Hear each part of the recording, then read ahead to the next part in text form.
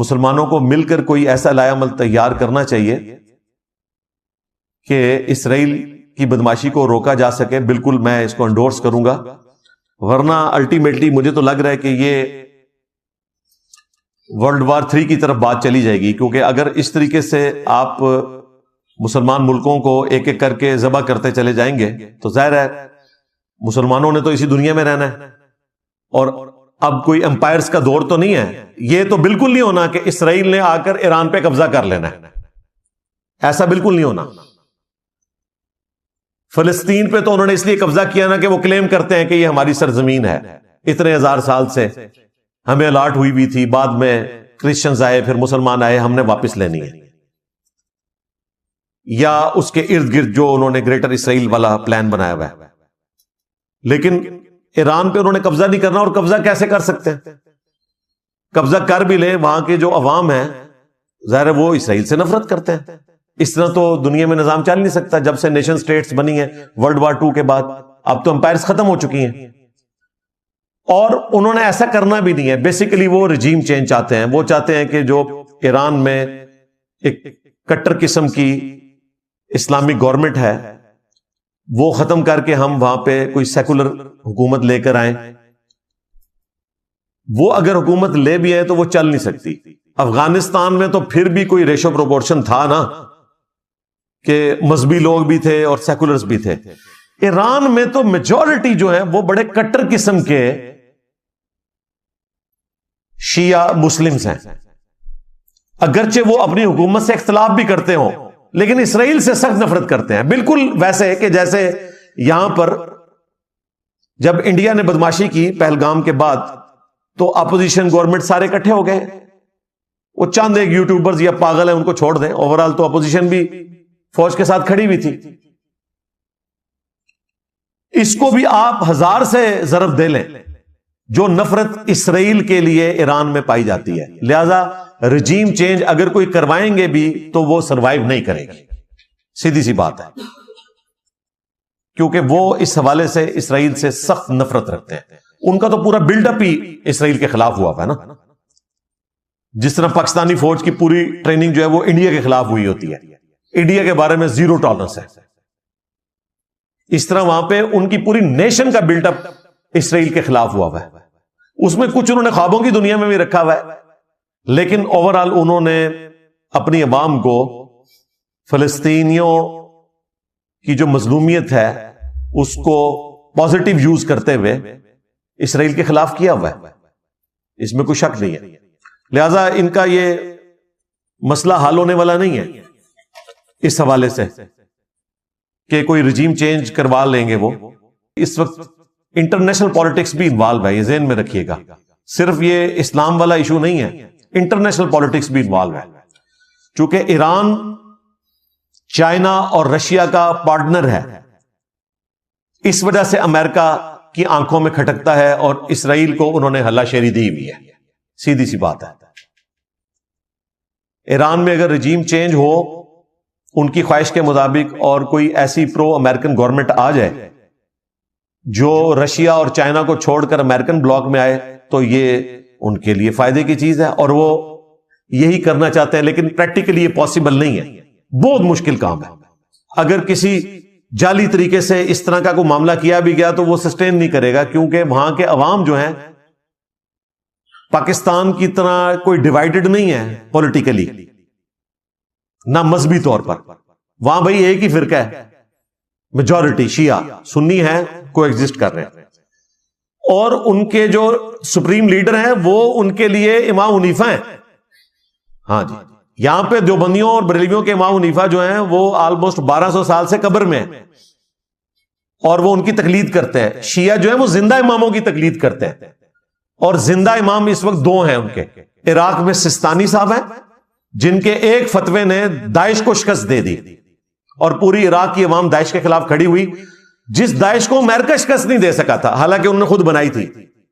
ایک فتوے کی بنیاد کے اوپر عوام ان کے خلاف کھڑی ہوئی اور انہیں عراق سے باہر نکال دیا. اور دوسرے جو سپریم لیڈر ہیں وہ خامنائی صاحب ہیں جو ایران میں سپریم لیڈر ہیں. وہ وہاں پر نہ بھی بیٹھے ہوں، وہ دنیا کے کسی ملک میں بیٹھے ہوں، ان کے عوام ان کو فالو کرتے ہیں، ظاہر وہ زندہ امام کی تقلید کرتے ہیں۔ اس اعتبار سے سمع اور اطاعت کا سسٹم بڑا سٹرونگ ہے شیعہ کے اندر، اس لیے رجیم چینج سے وہاں کوئی معاملہ حل ہونے والا نہیں ہے۔ خمینی صاحب کا جب انقلاب آیا تھا 1979 میں، اس وقت سیکولرز نے بھی ان کا ساتھ دیا تھا ایران کے شہنشاہ کے خلاف، کیونکہ وہ امریکہ کی گود میں بیٹھا ہوا تھا اور ایران کے ریسورسز جو ہیں، وہ سب سے بڑا ریسورس جو ہے ان کا تیل، اس میں وہ کمپرومائز تھا۔ پھر خمینی صاحب انقلاب لے کر آئے اور اس کے بعد ظاہر ہے انہوں نے ایک سختی بھی وہاں پر کی، کچھ چیزیں میں سمجھتا ہوں کہ اس میں نرمی بھی ہونی چاہیے، تو وہاں پر تھوڑی بہت مخالفت ان کی پائی جاتی ہے، لیکن اس لیول کی نہیں ہے کہ کوئی رجیم چینج کروائی جا سکے، یا اگر کروائیں تو وہ سسٹین رہے گی۔ بے تاج بادشاہ وہی ہوں گے، یہ ذہن میں رکھیے۔ پاکستان میں ایک پولیٹیکل جماعت دعویٰ کرتی ہے کہ جی ہماری کافی سپورٹ ہے اور اس وقت ہماری طاقت ہے، یہ کاغذی طاقت ہے کیونکہ یہاں پہ اسٹیبلشمنٹ طاقتور ہے، لیکن وہاں پر اگر خامنائی صاحب جیل میں ہوں یا دنیا کے کسی کونے میں بیٹھے ہوں، ان کی طاقت ہے کیونکہ وہ مذہبی طاقت ہے۔ میں نے بتایا نا، وہ امام حنیفہ ہے ان کے لیے، اور آپ سمجھ لیں بریلویوں کے لیے شیخ عبد القادر جیلانی جس طرح قبر سے باہر نکل آئے تو کسی کی پیری مریدی چل سکتی ہے دنیا میں، تو اس طرح ان کے لیے وہ خامنائی صاحب ہے یا سستانی صاحب ہے، تو اس لیے ان کا بانڈ بڑا سٹرونگ ہے، ان کا سسٹم سنیوں والا نہیں ہے، وہ زندہ امام کی تقلید کرتے ہیں۔ تب تقلید کرتے ہیں تو وہ تو سب کچھ کرنے کے لیے تیار ہے۔ ایران سے ایک چھوٹا سا فتویٰ نکلا تھا کہ تمباکو جو ہے حرام ہے، تو لوگوں نے اپنی فصلیں جلا دی تھی۔ اتنا سٹرونگ سسٹم ہے ان کا، تو وہ اپنے اس معاملے میں اتنے سٹرونگ ہے کہ رجیم چینج سے بھی کوئی فرق نہیں پڑنا، آرڈر پھر بھی خامنائی صاحب کا ہی چلے گا، سیدھی سی بات ہے۔ لیکن اس وقت جو لیڈنگ مسلمان ملک ہیں، پاکستان، ترکی، سعودی عرب، ملیشیا بھی شامل کر لیں، ان کا کام ہے کہ ایران کو ہر طریقے سے سپورٹ دیں، OIC کے فورم کے ذریعے، اور UNO میں بھی جا کے آواز اٹھائیں۔ پاکستان کے جو وہاں پر نمائندہ ہیں، انہوں نے بڑی اچھی تقریر کی ہے، وہ نیٹ کے اوپر رکھی ہوئی ہے، بڑے سٹرونگ طریقے سے ایران کی سپورٹ کی ہے اور اسرائیل کی مذمت کی ہے انہوں نے۔ امریکہ اور اسرائیل نے مل کر ایران کے اوپر اٹیک کیا، اور آج صبح ہی تصدیق کر دی ہے ایران کے آفیشل TV چینل نے کہ جو ان کے آیت اللہ ہیں، سپریم لیڈر علی خامنائی رحمہ اللہ تعالی، وہ امریکن حملے میں شہید ہو گئے۔ اللہ تعالیٰ ان کی شہادت کو قبول کرے، اور جو ان کے لواحقین ہیں ان کو صبر دے، اور ظاہر ہے کہ پوری قوم، ایرانی قوم ان کو روحانی پیشوا بھی مانتی تھی اور سیاسی لیڈر بھی، ان کے لیے ایک تکلیف دہ چیز ہے۔ ہم پوری ایرانی قوم کے ساتھ اظہار یکجہتی کرتے ہیں اور تعزیت کا اظہار بھی کرتے ہیں اپنے اس پلیٹ فارم سے۔ باقی اب یہ جو صورتحال بن چکی ہے، اس میں جو حضرت ٹرمپ صاحب نے بورڈ آف پیس کا معاملہ شروع کیا تھا فلسطین کے لیے، وہ تو لگتا ہے اب کھٹائی میں ہی پڑ گیا، اور اس سے بڑا مسئلہ اس وقت مسلمانوں کا سامنے آ چکا ہے کہ ایک اتنا بڑا ملک جس کی آبادی آلموسٹ 9 کروڑ ہے، ایران، اس کے اوپر امریکہ ڈائریکٹلی انوالو ہو کر اٹیک میں شامل ہو چکا ہے۔ آج تک جتنے بھی حملے ہوتے تھے امریکہ پیچھے رہتا تھا، فرنٹ کے اوپر اسرائیل کو رکھتا تھا، لیکن یہ پہلا موقع ہے کہ بالکل وہ سامنے آ گیا۔ 1-2 ایکٹیویٹیز پرفارم ہوئی، لیکن فل فلیج جنگ والا معاملہ پہلی دفعہ ہی امریکہ کی طرف سے سامنے آیا ہے۔ ہم اس پلیٹ فارم سے انسانیت کا جو یہ قتل عام ہو رہا ہے امریکہ کی سرپرستی میں، اور اس میں اعلی کار اسرائیل بھی بنا ہوا ہے، اور بیچ میں کسی حد تک انڈیا بھی شامل ہے اور افغانستان بھی، اس کو ہم کنڈیم کرتے ہیں۔ اللہ تعالیٰ مستقبل انسانیت کا بہتر کرے، بالخصوص مسلمانوں کا۔ اللہ تبارک و تعالیٰ نے سورۃ البقرہ میں ایک دعا تعلیم فرمائی، ہم وہی دعا کریں گے اس موقع پر۔ نبی الاسلام کی بھی اکثر دعا وہی ہوا کرتی تھی، بخاری اور مسلم میں رپورٹ ہوا ہے۔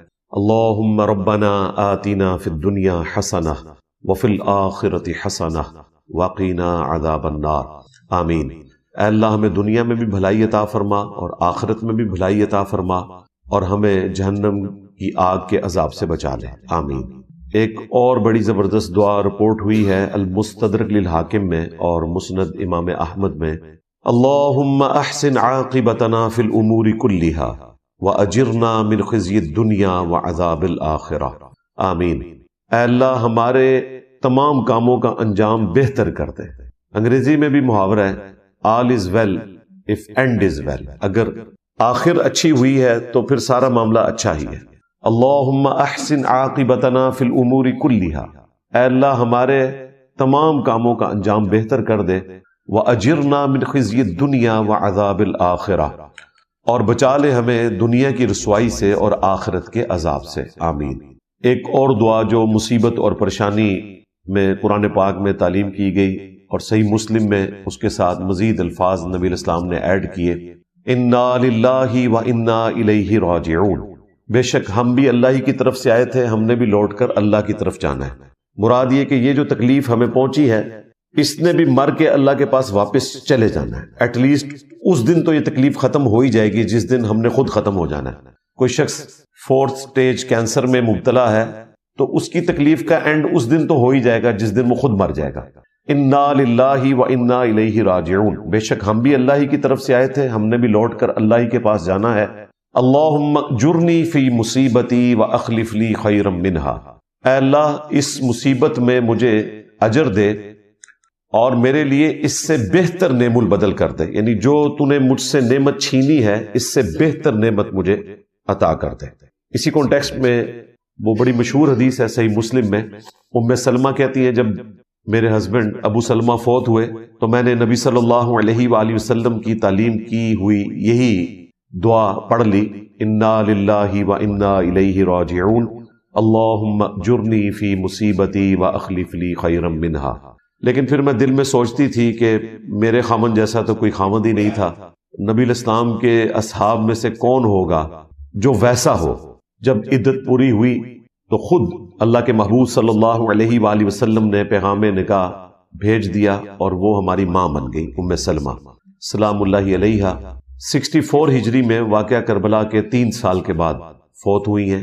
یہ ہماری وہ ماں ہیں جو سب سے اینڈ میں فوت ہوئی، اور اکثر اہل البیت کی شان میں جو احادیث ہیں ان کو بھی انہوں نے ہی روایت کیا ہے، سیدہ ام سلمہ سلام اللہ علیہا۔ تو یہ 3 دعاؤں کے ساتھ آج کی گفتگو کا میں نے آغاز کیا۔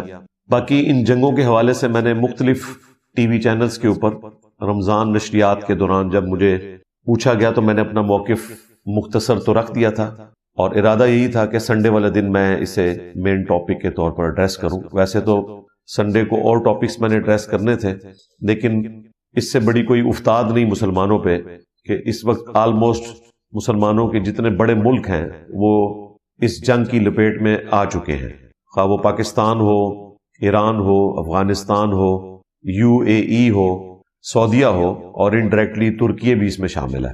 تو پھر میں نے ارادہ کیا کہ میں آج اس کو ہی مین ٹاپک بناؤں۔ یہ جو ہماری 2 جنگیں شروع ہوئی ہیں، نمبر 1 ایران کے اوپر جو بدماشی کے ساتھ امریکہ اور اسرائیل نے اٹیک کیا، اور نمبر 2 افغانستان اور پاکستان کی جو جنگ ہے۔ اسی کانٹیکسٹ میں انشاءاللہ تعالی 10 علمی پوائنٹس کور کروں گا۔ 5 علمی پوائنٹس جو ہیں وہ اسرائیل اور ایران کی جنگ سے متعلق ہوں گے، اور 5 ہی افغانستان اور پاکستان کی جنگ سے متعلق انشاءاللہ تعالی۔ لیکن تفصیل میں جانے سے پہلے ایک دفعہ دروشی پڑھ لیں۔ اللہم صلی علی محمد وعلی آل محمد واصحاب محمد وازواج محمد وامت محمد اجمعین الی یوم الدین، آمین۔ علمی پوائنٹ نمبر 1، اس وقت جو غوث وقت ہیں حضرت ٹرمپ حفظہ اللہ تعالی من الجنۃ والناس، اللہ تعالیٰ ان کی حفاظت کرے جنوں اور انسانوں سے، کہ جس طریقے سے وہ انسانوں میں چھپے ہوئے شیاطین کا اعلی کار بن کے مسلمانوں کے اوپر مسلط ہوئے ہیں۔ کچھ عرصہ پہلے تک تو وہ کریڈٹ لے رہے تھے کہ میں نے 10 جنگیں رکوا دی ہیں، لیکن اب انسان نما جو شیطان ہے نیتن یاہو، اس کو سپورٹ کرتے ہوئے وہ مسلمانوں کے ملک ایران کے اوپر حملہ آور ہو گئے ہیں، اور اس حملے کے بعد بورڈ آف پیس کا جو معاملہ تھا فلسطین کے پوائنٹ آف ویو سے، وہ تو اب مجھے لگتا ہے کہ کھٹائی میں پڑ جائے گا، اور یہ جنگ جو اب مسلط ہوئی ہے مسلمانوں کے اوپر، عین ممکن ہے کہ یہ 3rd ورلڈ وار کی طرف معاملہ چلا جائے، کیونکہ مجھے نہیں لگتا کہ اب اتنی آسانی سے یہ جنگ رکے گی۔ اللہ کرے کہ رک جائے، جنگیں کوئی اچھی چیز نہیں ہے. جون 2025 کے اندر جو ایران اور اسرائیل کی جنگ ہوئی تھی الٹیمیٹلی وہ آلموسٹ 12 دنوں کے بعد رک گئی تھی، اور اس وقت اسرائیل اور امریکہ کے جو مقاصد تھے وہ حاصل نہیں ہو سکے. کچھ تو انہوں نے حاصل کر لیے، کچھ نہیں حاصل ہو سکے تھے. اسی وقت سے یہ خطرہ تھا کہ یہ دوبارہ سے اٹیک کریں گے اور بھرپور اٹیک کریں گے. میں نے آلموسٹ 1 مہینہ پہلے اس حوالے سے ڈسکشن کی تھی کہ مجھے نہیں لگتا کہ امریکہ اور اسرائیل ٹلیں گے جب تک کہ وہ ایران کے اوپر دوبارہ سے حملہ کر کے اپنے مقاصد کو پورا نہ کریں. اسی کانٹیکسٹ میں عمان کے جو وزیر خارجہ ہیں وہ مڈل مین کا کردار ادا کر رہے تھے اور مذاکرات کروا رہے تھے امریکہ اور ایران کے درمیان کہ کوئی پیس ڈیل ہو جائے ان کے نیوکلیئر پروگرام کے پوائنٹ آف ویو سے، اور اس میں وہ آلموسٹ کامیاب ہو چکے تھے. ایران نے ساری شرائط مان لی تھی امریکہ کی، ایون جو پہلے وہ شرائط نہیں مانتا تھا وہ بھی مان لی تھی، اور پاکستان نے بھی ان کو کہا تھا کہ بھئی اب آپ پیچھے رہ گئے ہیں، آپ کو ایٹم بم نہیں یہ بنانے دیں گے، تو بہتر یہ کہ آپ لوگ سرنڈر کریں. تو ایران نے یہ چیز مان لی تھی کہ ٹھیک ہے ہم صرف پیس پرپس کے لیے اپنے ان معاملات کو لے کے چلیں گے اور ایٹم بم نہیں بنائیں گے. اور ہمارے تو سپریم لیڈر نے جو اب شہید ہو چکے ہیں آیت اللہ علی خامنائی رحمہ اللہ تعالی، انہوں نے تو باقاعدہ 2004 میں فتویٰ دیا تھا کہ ایٹم بم بنانا حرام ہے. تو ہم تو اسے انسانیت کے لیے ایک زہر قاتل سمجھتے ہیں، چاہے وہ کیمیکل ویپنز ہوں چاہے ایٹامک ویپن ہو. تو جو آپ کو خطرہ ہے کہ ہم کیپیبلٹی رکھتے ہیں اور مستقبل میں بنا سکتے ہیں، ہم اس سے بھی پیچھے ہٹتے ہیں اور آپ کی تمام شرائط مانتے ہیں. اس لیے آپ دیکھیں جب یہ حملہ ہوا ہے تو سب سے پہلے انہوں نے ایکس کے اوپر اپنا پیغام دیا ہے، عمان کے جو وزیر خارجہ تھے، کہ یہ امریکہ نے ایک ناجائز جنگ جو ہے وہ چھیڑ لی ہے جس کا کوئی تک نہیں بنتا تھا، جبکہ ایران ساری شرائط مان چکا تھا. بیسیکلی ایران کو انہوں نے ختم کرنا ہے، اور اس کے لیے بہانہ کوئی بھی رکھے، حقیقت یہی ہے کہ وہ ایران کے ساتھ یہ معاملہ کرنا چاہتے تھے. ایٹ لیسٹ اب تو یہ معاملہ کھل گیا.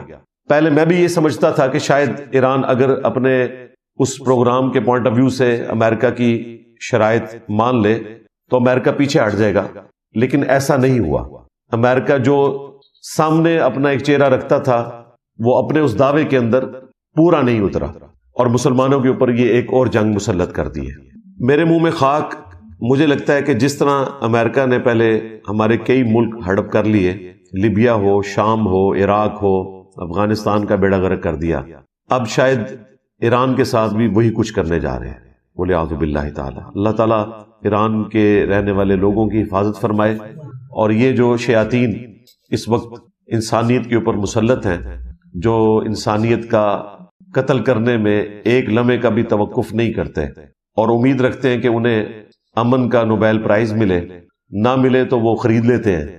اس طرح کی جنگوں کے بعد تو ایسا شخص کسی صورت بھی حقدار نہیں ہو سکتا کہ وہ امن کے نوبیل پرائز کے لیے چیخو پکار کرے. علمی پوائنٹ نمبر 2، 26 فروری 2026 کو جب افغانستان نے پاکستان پہ حملہ کیا اور اس کے جواب میں پاکستان نے ان پہ حملہ کیا، اور 2 دن کے بعد 28 فروری کو امریکہ نے اسرائیل کے ساتھ مل کر ایران کے اوپر حملہ کر دیا.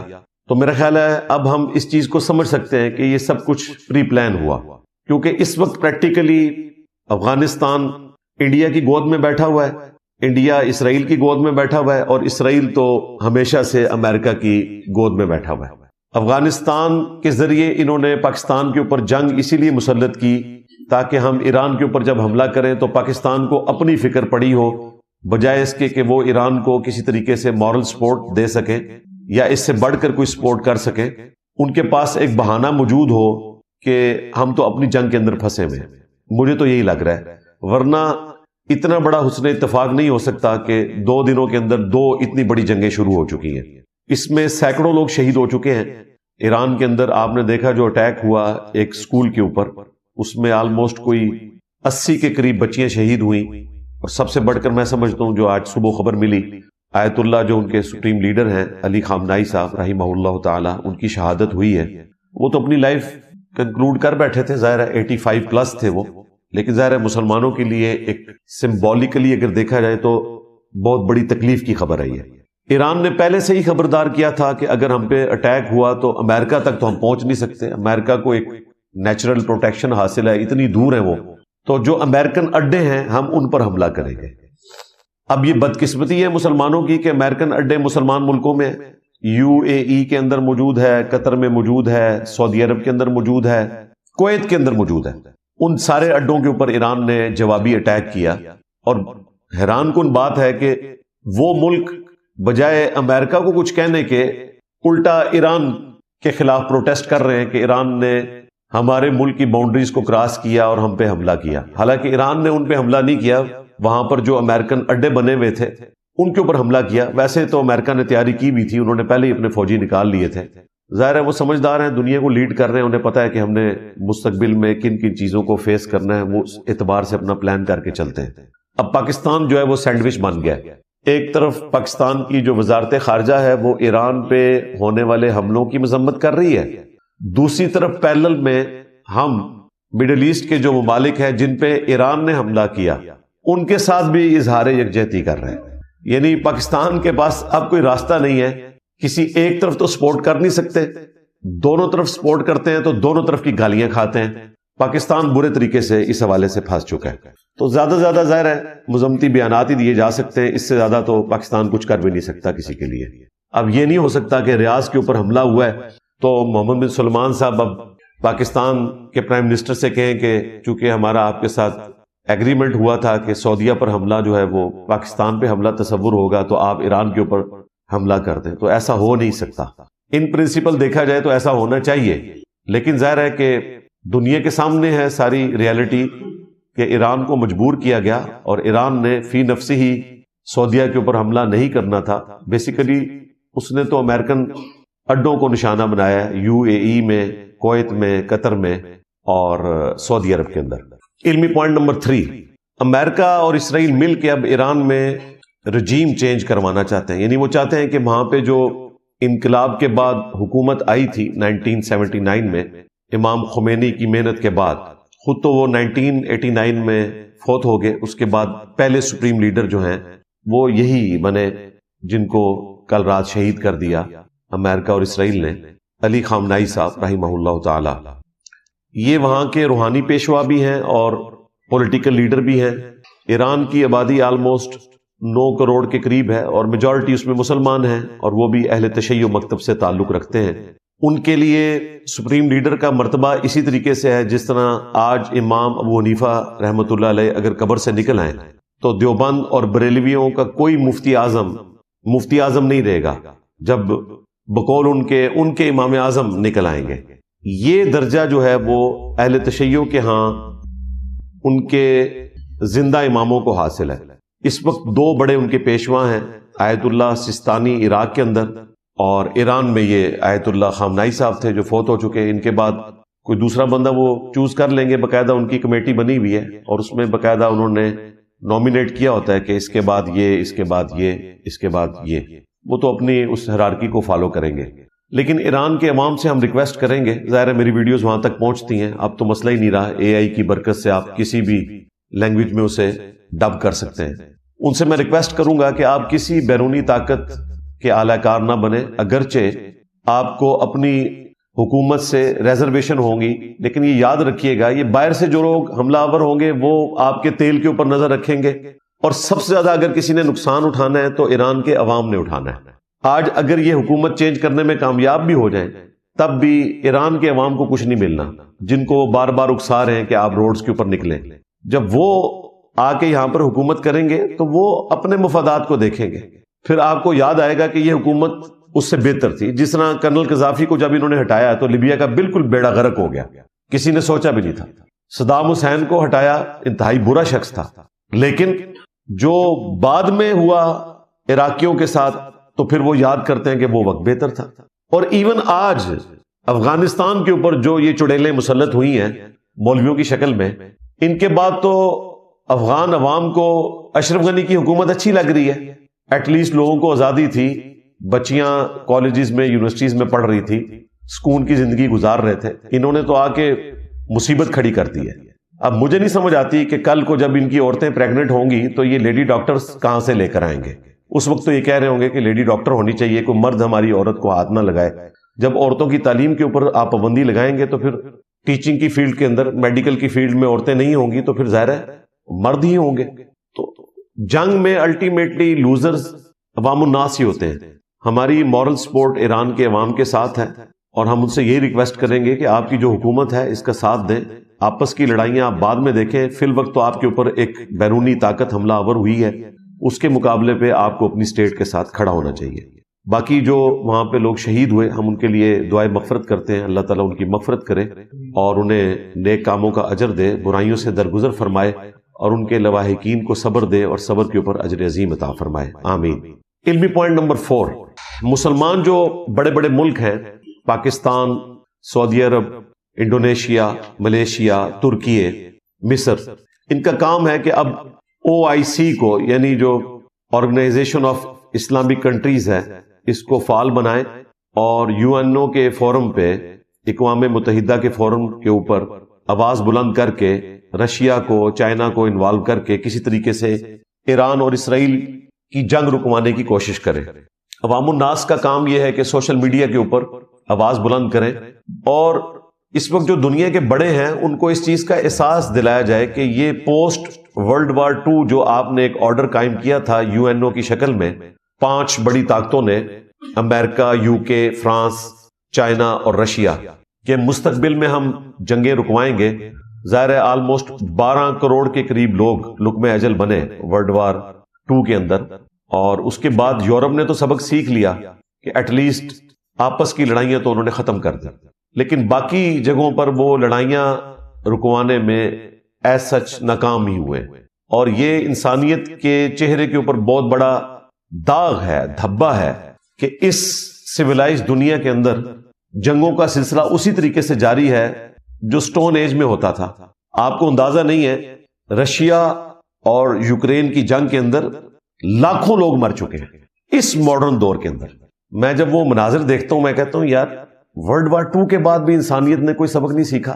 ہٹلر کے بعد اس وقت کا ایک ہٹلر دنیا میں موجود ہے، نارتھ کوریا میں بیٹھا ہوا ہے اور کروڑوں لوگوں کو اس نے اپنا غلام بنایا ہوا ہے اور پوری دنیا تماشا دیکھ رہی ہے. اس کا کوئی کچھ بگاڑ نہیں سکتا. شکل دیکھیں معصوم سی ہے، گوگلی سی اس کی، لیکن اس کے کرتوت دیکھیں، اس کے ابے کے کرتوت دیکھیں، اس کے دادے کے کرتوت دیکھیں تو انسان حیران ہوتا ہے کہ یہ 21ویں صدی میں اس طرح کا انسان موجود ہے دنیا میں، جبکہ انسانیت نے ورلڈ وار 2 کے بعد یہ لرن کیا تھا کہ دوبارہ سے ہم آپس میں اس طریقے سے نہیں لڑیں گے. پوری انسانیت کے لیے لمحہ فکری ہے اور یہ پھر دوبارہ سے جنگیں شروع ہو گئی ہیں. میں یہ سمجھتا ہوں کہ میڈیسن کی جو انڈسٹری ہے، اس کے بعد چونکہ سب سے بڑی انڈسٹری اسلحے کی انڈسٹری ہے دنیا میں، لگتا ایسا ہی ہے کہ یہ سب کچھ ڈرامہ بازی اس حوالے سے کروائی جاتی ہے تاکہ ان کا اسلحے کا کاروبار چلتا رہے. مجھے تو بالکل یہی سمجھ آتی ہے. ایون امریکہ کے بھی آلموسٹ آپ سمجھ لیں 60% سے زیادہ لوگ ڈائریکٹلی یا انڈائریکٹلی اسلحے کے ساتھ وابستہ ہے ان کی اکانومی. تو دنیا میں جنگیں ہوں گی، اسلحہ پاکستان بھی خرید رہا ہے، انڈیا بھی خرید رہا ہے، آپس میں لڑ رہے ہیں اور جن سے خرید رہے ہیں وہ دن بدن ترقی کر رہے ہیں اور یہاں پہ آلموسٹ 1/5 آف ورلڈ جو ہے دن بدن نیچے ہی جا رہا ہے. تو ان جنگوں سے کوئی انسانیت نے پازیٹیو سبق حاصل نہیں کیا ورلڈ وار 1 اور ورلڈ وار 2 سے خصوصاً، اور وہی سلسلہ اسی طریقے سے جاری ہے. اور اس میں جو میرا موقف ہے ہمیشہ سے، میں آج پھر اس کو ریپیٹ کروں گا کہ مسلمان کبھی بھی ان جنگوں کے مقابلے پہ اپنا نیریٹو لانچ نہیں کر سکتے دنیا کی ان 5 بڑی طاقتوں کے خلاف، خصوصاً ان میں امریکہ، جب تک کہ خود سائنس اور ٹیکنالوجی میں ترقی نہیں کرتے.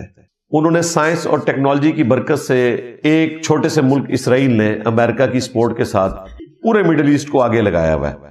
80 سے زیادہ نوبیل پرائز وہ لے چکے ہیں ان 100 سالوں کے اندر یہودی. صرف وہ اپنے مذہب کے پوائنٹ آف ویو سے پریکٹسنگ نہیں ہے، سائنس میں بھی وہ ترقی کر گئے ہوئے. ہمارے بزرگان دین فوت ہو چکے جو نگاہوں کی لیزر مار کے جلا کے راکھ کیا کرتے تھے. کاش آج غوث پاک زندہ ہوتے تو ہم ان سے ریکویسٹ کرتے کہ حضرت ٹرمپ کا آپ کچھ کریں، کیونکہ اس وقت تو غوث وقت وہی نظر آ رہا ہے کیونکہ طاقت تو اس کے ہاتھ میں. تو آپ کی پوسٹ چھین لی ہے، آپ غوث وقت تھے، آپ کا کام تھا. ویسے آج بھی وہ کہتے ہیں کہ غوث پاک ہی غوث وقت ہیں، قیامت تک کے لیے وہ غوث العظم ہیں.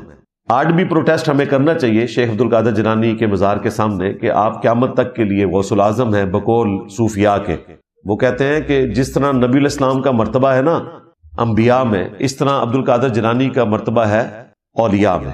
تو نبی الاسلام سے تو بڑا کوئی نہیں ہے، تو ان کے نزدیک عبد القادر جیلانی سے بڑا اب کوئی نہیں آئے گا.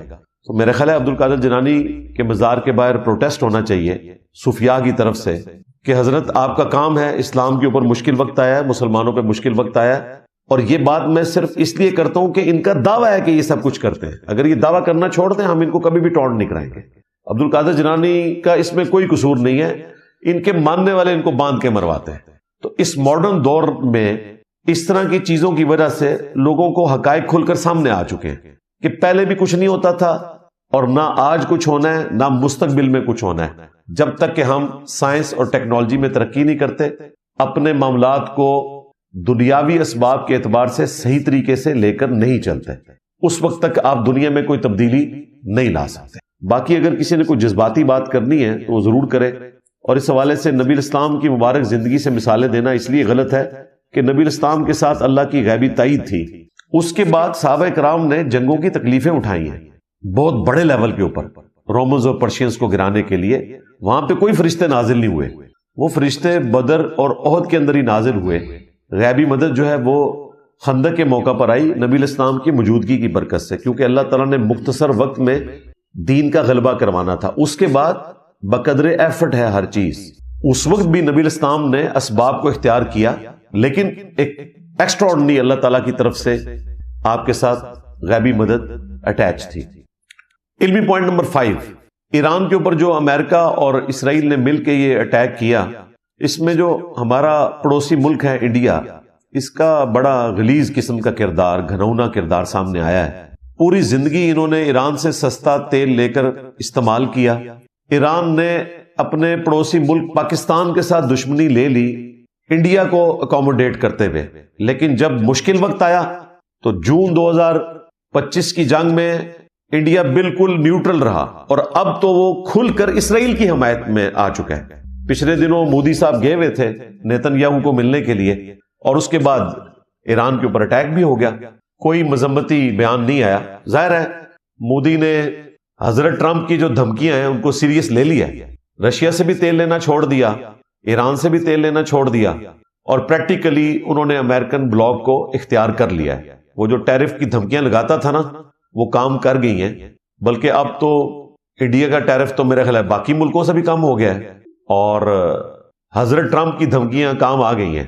مودی نے گھٹنے ٹیک دیے اس کے سامنے، اور مجھے تو خطرہ ہے کہ حضرت ٹرمپ نام لیے بغیر جو کہتے تھے نا کہ اتنے جہاز گر گئے، وہ 7 سے شروع ہوئے تھے، پھر 8 9 10 11 12، اس میں ملک کا نام نہیں لیتے تھے. عین ممکن ہے کہ وہ کہیں کہ پاکستان کے گرے تھے. وہ ظاہر ہے جب دوستی ہوگی، یا بیلنس کرنے کے لیے کہیں کہ جی اتنے جو ہیں وہ پاکستان کے گرے تھے اور اتنے انڈیا کے. ابھی تک تو فی الوقت امریکہ دونوں جانب کھیل رہا ہے. افغانستان اور پاکستان کی جنگ میں انہوں نے آفیشلی پاکستان کو سپورٹ کیا ہے امریکہ نے. مستقبل کا نہیں پتا، بظاہر تو ایسے نظر آ رہا ہے کہ وہ سپورٹ کر رہے ہیں. آئے دن ہمارے پی ایم صاحب کی بھی تعریف کرتے ہیں، فیلڈ مارشل صاحب کی بھی تعریف کرتے ہیں، اور دوسری طرف ایران کے اوپر حملہ بھی کر دیا ہے، اور انڈیا کو ہلہ شیری بھی دی ہوئی ہے، اور انڈیا کی سپورٹ کے ساتھ افغانستان BLA اور TTP کو پناہ دیے ہوئے ہیں، اور پاکستان کے لیے یہ سارے کے سارے معاملات مشکل در مشکل ہوتے چلے جا رہے ہیں. سب سے بڑا ظلم امریکہ نے ہمارے ساتھ یہ کیا کہ $7 ارب کا اسلحہ افغانستان میں چھوڑ کے وہ چلے گئے. ظاہر ہے ان کے لیے لے کے جانا مشکل تھا، لیکن اس کا کوئی حل نکالا جا سکتا تھا، UNO کو انوالو کرتے. اب وہ ان کھر دماغ لوگوں کے ہاتھ لگ گیا، اور وہ اسلحہ بجائے اس کے کہ اسلام دشمنوں کے خلاف استعمال ہوتا، انہوں نے مسلمانوں کے خلاف ہی استعمال کرنا شروع کر دیا. اگلے 5 علمی پوائنٹس انشاءاللہ میں اسی حوالے سے ڈسکس کروں گا جو افغانستان اور پاکستان کی یہ حالیہ جنگ شروع ہوئی ہے 26 فروری 2026 کو. لیکن تفصیل میں جانے سے پہلے ایک دفعہ دروشی پڑھ لیں. اللہم صلی علی محمد وعلی آل محمد واصحاب محمد وازواج محمد وامت محمد اجمعین الی یوم الدین آمین. اچھا میرے بھائیو، اب جو پاکستان اور افغانستان کی جنگ کے حوالے سے میں نے 5 علمی پوائنٹس اگلے ڈسکس کرنے تھے، ان کی طرف آتے ہیں. علمی پوائنٹ نمبر 6، 2014 میں جب APS کے اوپر اٹیک ہوا اور آلموسٹ کوئی 250 کے قریب لوگ شہید ہوئے، اس میں اکثر بچے تھے. اس وقت پاکستان کو پہلی دفعہ صحیح معنوں میں خیال آیا کہ ہم نے نان سٹیٹ ایکٹرز جو ہیں ان کو نہیں پالنا، اور ضرب عضب کا آغاز ہوا. اس کے بعد پھر حضرت FATF آ گیا اور پھر IMF، اور الٹیمیٹلی ہمیں رد الفساد آپریشن شروع کرنا پڑا۔ اسی دوران 15 اگست 2021 کو امریکہ یہاں سے چلا گیا اور افغانستان کو آزادی ملی، اور ظاہر ہے کہ افغانستان کے اوپر ناجائز قبضہ تھا جس کے خلاف ملا عمر رحمہ اللہ تعالی نے آواز اٹھائی۔ اس سٹرگل میں تو ہم لوگوں کے ساتھ ہیں، اور ہمیں بڑی امید تھی۔ پاکستان نے ویلکم کہا، اس وقت کی فوجی اسٹیبلشمنٹ نے بھی، اور ہمارے جو اس وقت کے پرائم منسٹر تھے انہوں نے باقاعدہ تقریر کے دوران کہا کہ پڑوسی ملک نے غلامی کی زنجیریں توڑ دی ہیں، عمران خان صاحب نے۔ سب لوگ یہی امید کر رہے تھے کہ اس خیر میں سے مزید کوئی خیر برآمد ہوگا، اور طالبان نے دوحہ ایگریمنٹ جو تھا قطر میں ہوا، جس کے اگینسٹ امریکہ یہاں سے نکلا، اس میں یہ ایگری کیا تھا کہ جو بیسک ہیومن رائٹس ہیں وہ ہم دیں گے افغانستان کے عوام کو، یہاں پہ الیکشن بھی کروائیں گے، اور لوگوں کے جو نمائندے ہیں وہ منتخب ہو کر اسمبلیوں میں آئیں گے، لڑکیوں کی تعلیم کو بھی الاؤ کریں گے، اور اپنی اس سٹرگل کو جسے وہ جہاد سمجھتے ہیں، امریکہ کی حد تک تو درست تھا، اسے دوسرے ملکوں میں ایکسپورٹ نہیں کریں گے۔ اس میں وہ خیر وہ پکے رہے اس حد تک کہ یہاں پہ جو ہمارے دیوبندی فرقے کے علماء ہمیں بتاتے تھے کہ جی خلافت راشدہ آ گئی، ہمارے استاد ڈاکٹر اسرار صاحب رحمہ اللہ بھی اسی دھوکے کا شکار ہوئے، اور وہ سمجھتے تھے کہ یہ پڑوسی ملک میں کوئی خلافت راشدہ قائم ہو گئی ہے، اور جیسے ہی امریکہ یہاں سے جائے گا تو طالبان نے ایک بریگیڈ جو ہے وہ فلسطین کو آزاد کروانے کے لیے بھیج دینی ہے، اور ایک کشمیر کو آزاد کروانے کے لیے۔ آج ڈاکٹر صاحب زندہ ہوتے تو ہم ان سے پوچھتے کہ حضرت دیکھ لیں، انہوں نے کشمیر کے آزاد کروانا تھا، وہ تو جا کے انڈیا کے ساتھ بیٹھ کے پاکستان اور کشمیریوں کے خلاف باتیں کر رہے ہیں۔ جب امریکہ یہاں سے گیا تو اس کا انڈائریکٹلی نقصان پاکستان کو اس حوالے سے ہوا کہ جتنے TTP کے دہشت گرد امریکہ نے ان جیلوں میں قید کیے ہوئے تھے، جب TTA جو ہے تحریک طالبان افغانستان، انہوں نے اپنے قیدیوں کو رہا کیا تو TTP یعنی تحریک طالبان پاکستان کے دہشت گردوں کو بھی آزاد کر دیا۔ اور صرف یہ نہیں، چائنا میں جو دہشت گردی کر رہے تھے جہاد کے نام کے اوپر، وہ جو سو کالڈ مجاہدین پکڑے ہوئے تھے وہ بھی آزاد کر دیے، اور اس سے بڑھ کر $7 ارب کا مفت کا ان کو اسلحہ مل گیا جو امریکہ چھوڑ کے یہاں سے بھاگ گیا، اور وہ افغانستان نے اسلحہ اپنے محسنوں کے خلاف استعمال کرنا شروع کر دیا، یعنی کہ پاکستان کے خلاف۔ پاکستان نے کبھی سوچا بھی نہیں تھا کہ ان کے ساتھ یہ کچھ ہوگی۔ آپ ذرا ان دنوں کی خبریں لگا کے دیکھیں، انڈیا میں صف ماتم بچھی ہوئی تھی کہ یہ مولوی آ گئے ہیں اور یہ تو پاکستان کے پالتو ہیں، اور اب تو انڈیا کے لیے کوئی سنوائی نہیں ہوگی افغانستان میں، کیونکہ اشرف غنی کی رجیم کو سپورٹ کرتے تھے انڈیا کے لوگ بھی اور ان کی حکومتیں بھی، اور اس وقت وہ طالبان کو نان اسٹیٹ ایکٹر کے طور پر جانتے تھے۔ لیکن آپ کو پتہ ہے کہ پیسے کا فتنہ، مال کا فتنہ اس امت کا سب سے بڑا فتنہ ہے۔ مال کے ذریعے پھر انڈیا نے ان کو بھی رام کر لیا، بجائے اس کے کہ وہ نیوٹرل رہتے اگر پاکستان کا ساتھ نہیں دینا تھا۔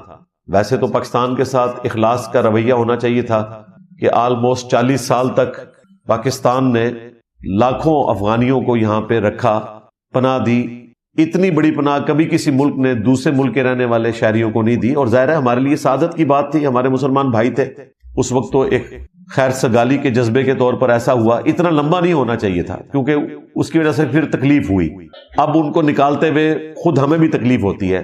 ظاہر ہے جو بچے یہاں پہ پیدا ہو کے جوان ہو چکے ہیں ان کا ملک تو پاکستان تھا، تو ان کے ساتھ تو بڑی زیادتی والا معاملہ اس حوالے سے ہوا، لیکن قانوناً جو کچھ ہوا وہ درست ہوا، اور وہ بھی ابھی نہیں ہونا تھا اگر افغانستان کی رجیم پاکستان کے ساتھ یہ دہشت گردی والے معاملات نہ کرتی تو۔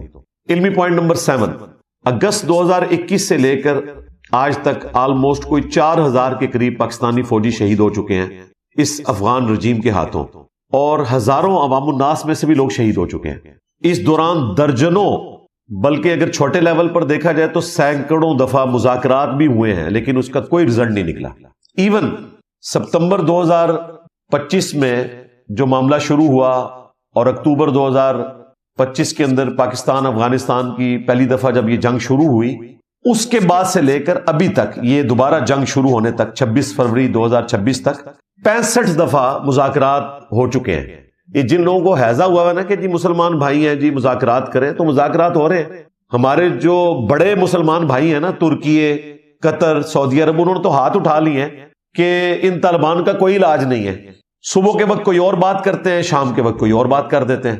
ان کو بھی بڑا شوق تھا مذاکرات کروانے کا، وہ بھی رج گئے نے۔ یہ حقیقت بات ہے کہ لاتوں کے بھوت جو ہیں وہ باتوں سے نہیں مانتے، تو یہ مذاکرات کا جو راگ لاپتے رہتے ہیں، ان کے لیے میں نے عرض کیا کہ مذاکرات کافی ہوئے ہیں لیکن کوئی رزلٹ نہیں نکلا۔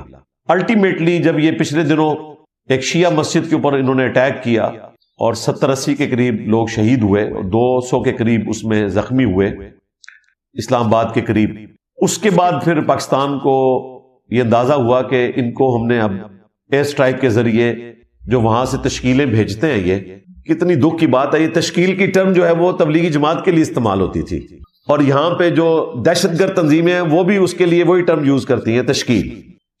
تو جو ان کے کیمپ بنے ہوئے تھے افغانستان میں، ان پہ حملہ کیا۔ یہ جو شیعہ مسجد کے اوپر دھماکہ ہوا تھا، اس کی ذمہ داری داعش نے قبول کی تھی، اور داعش اور طالبان یہ آپس میں بھی لڑ رہے ہیں۔ امریکہ کے جانے کے بعد حکومت میں طالبان آ گئے ہیں، اور طالبان کی جگہ داعش نے لے لی ہے۔ داعش جو ہیں وہ وہابی اسکول آف تھاٹ سے اہل حدیث، وہ کہتے ہیں ہماری حکومت قائم ہو۔ طالبان جو ہیں وہ دیوبندی اسکول آف تھاٹ سے ہیں، یہ آپس میں لڑتے ہیں۔ جس طریقے سے امریکہ کو لڑنا پڑتا تھا طالبان کے خلاف، اب طالبان کو لڑنا پڑتا ہے داعش کے خلاف۔ تو یہ جو شیعہ مسجد کے اوپر اٹیک ہوا جس میں 80 کے قریب لوگ شہید ہوئے، اس کی ذمہ داری داعش نے لی تھی۔ داعش کے ٹھکانوں کے اوپر اور ٹی ٹی پی کے ٹھکانوں کے اوپر حملے کیے، پاکستان نے ایئر اسٹرائکس کی۔ ہم لوگ یہی سمجھ رہے تھے کہ یہ شاید طالبان کی مرضی سے ہوا ہے، کیونکہ طالبان کے کہنے میں وہ نہیں ہے، اور ہمیشہ طالبان یعنی ٹی ٹی اے تحریک طالبان افغانستان ریاست پاکستان کو یہی بہانہ لگاتی تھی کہ یہ ہمارے کہنے میں نہیں ہے، ہم خاص حد تک تو ان کو کنٹرول کر سکتے ہیں، اس سے زیادہ نہیں کر سکتے، کیونکہ پہلے ہمیں داعش کے خلاف لڑنا پڑ رہا ہے، پھر ٹی ٹی پی کے خلاف بھی لڑنا پڑے گا جن کو ہم نے پناہ دی ہوئی ہے، تو آپ ان کا کچھ کر سکتے ہیں تو کریں، ہم کچھ نہیں کر سکتے۔ تو ہم لوگ یہی سمجھ رہے تھے کہ یہ ٹی ٹی اے کی اجازت سے ہی پاکستان نے کیا ہوگا، لیکن وہ ہمارا اندازہ غلط نکلا۔ اس کے جواب میں پھر 26 فروری 2026 کو افغانستان نے اٹیک کر دیا پاکستان کے اوپر، اور اس دوران ان کے بڑے عجیب و غریب بیانات آئے کہ ہم نے اتنے ہزار خودکش حملہ آور تیار کیے ہوئے ہیں۔ اچھا، وہ خودکش حملہ آور جو ہے وہ کشمیر کو آزاد کروانے کے لیے، فلسطین کو آزاد کروانے کے لیے نہیں ہے، پاکستانی فوج کو قتل کرنے کے لیے، پاکستان کے عوام کو مارنے کے لیے کام ان کا یہ ہے۔ افغانستان نے اس کو بنیاد بنا کے جو ایئر اسٹرائکس پاکستان نے کی تھی، پاکستان کے اوپر اٹیک کیا، اور اس کے جواب میں یہ فل فلیج جنگ شروع ہوگی دوبارہ سے، ابھی تک جاری ہے۔ ظاہر ہے اسی طریقے سے جب تک کوئی منطقی انجام نہیں ہوتا، میرا تو خیال ہے یہ جاری رہنی چاہیے، کیونکہ اگر اس وقت ان کو ان اٹینڈڈ چھوڑ دیا تو پھر یہ مسلط ہو جائیں گے۔ علمی پوائنٹ نمبر 8، اس جنگ کے دوران پاکستان کی ریاست، پاکستان کے عوام، پاکستان کی حکومت کی ہمدردیاں افغان عوام کے ساتھ ہیں۔ ہمیں تکلیف ہوتی ہے، افغانستان کے رہنے والے لوگ آلریڈی ٹی ٹی اے کے عذاب سے گزر رہے ہیں، اوپر سے ان کی غلطیوں کی وجہ سے جب پاکستان ان کو اٹیک کرتا ہے تو بعض اوقات انڈائریکٹلی ظاہر ہے کہ سیولین بھی وہاں پہ شہید ہو جاتے ہیں۔ جو سیولین مارے جا رہے ہیں وہ واقعتاً شہید ہیں۔ مسئلہ ان خوارج کا ہے، اور اس جنگ کے بعد سب سے زیادہ نقصان افغان عوام کو ہوا ہے۔ ایک سال میں 40 سے 50 ہزار کنٹینر، وہ بڑے والے کنٹینر، ان کی تجارت ہوتی ہے پاکستان اور افغانستان کے درمیان۔ ظاہر ہے وہ پہاڑوں والا ملک ہے، وہاں پہ زیادہ سے زیادہ فروٹ ہی ہوتا ہے، یا ہیرون چرس اگا لیتے ہیں۔ گندم پاکستان سے جاتی ہے، آلو، پیاز، بیسک نیڈز کی جتنی چیزیں ہیں، دودھ، شربت، یا پاکستان سے جاتی ہیں یا پاکستان کے ذریعے وہاں پہنچتی ہیں، کیونکہ زمینی راستہ تو یہی ہے۔ افغانستان تو لینڈ لاک کنٹری ہے، ان کو کوئی سمندری راستہ نہیں لگتا، سب سے شارٹ کٹ یہی پڑتا ہے۔ وہاں پہ اب مہنگائی اتنی زیادہ ہو گئی ہے، پہلے بیچارے یہاں سے نکالے گئے آلموسٹ کوئی 12 لاکھ کے قریب لوگ غریب الوطنی کی زندگی گزار رہے تھے، اوپر سے یہ مہنگائی والا معاملہ آ گیا، اور پھر پاکستان نے بارڈر بھی بند کر دیا، اور وہ جسٹیفائی تھا۔ D G I S P R نے کہا کہ بلڈ اور بزنس ساتھ ساتھ نہیں چل سکتے، کہ آپ ہمارے لوگوں کو قتل بھی کریں اور پھر ہم آپ کے ساتھ تجارت بھی کریں۔ یہ تجارت رکنے کا نقصان 90% جو ہے وہ افغانستان کو ہی ہوا ہے اور وہاں کے عوام کو ہوا ہے، اور قصوروار اس میں وہ خوارج ہیں، ٹی ٹی اے۔ باقی ہماری طرف سے جو پچھلے دنوں بیوقوفی کی گئی حکومتی لیول کے اوپر، ایک بندے نے جذباتی طور پہ افغانیوں کا مذاق اڑایا، تو میں اپنے پلیٹ فارم سے ہاتھ جوڑ کر معافی مانگتا ہوں۔